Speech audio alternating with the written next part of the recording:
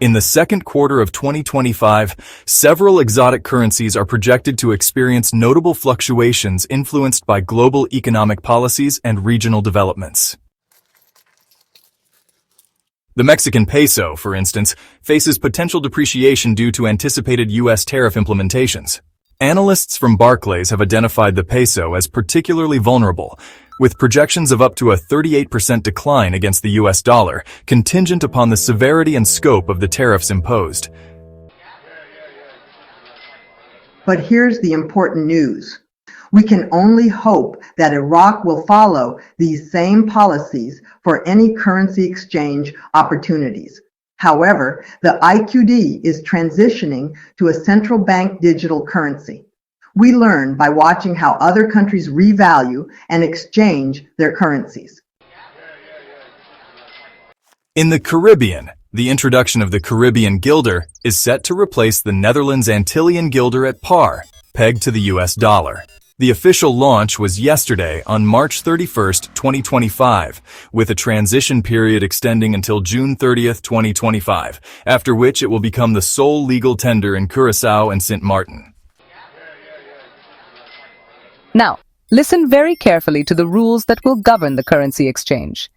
Zimbabwe's currency exchange to the gold-backed currency was very similar to the Curaçao and Sint Maarten exchange. This is how we can get an idea of how the IQD exchange might happen.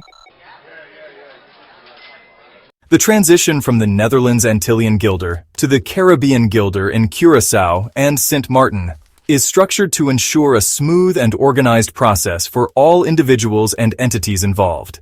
The Caribbean guilder will be introduced on March 31, 2025, and both currencies will co-circulate until June 30, 2025, allowing the public to use either for cash transactions during this period.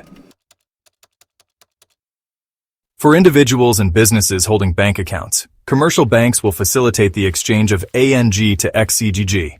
Account balances will be automatically converted to XCG on April 1, 2025.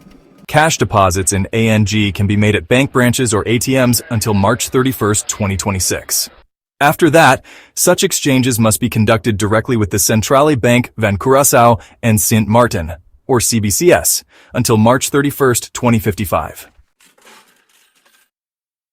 Those without bank accounts can exchange ANG cash at the CBCS. For amounts up to ANG 2,500, no appointment is necessary, and a one-time exchange can be conducted.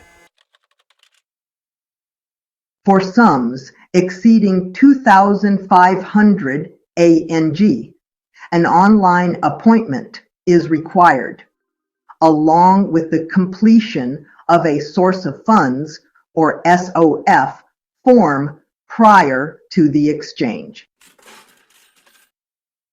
During the co-circulation period, cash payments in both currencies are accepted, with change predominantly given in XCG.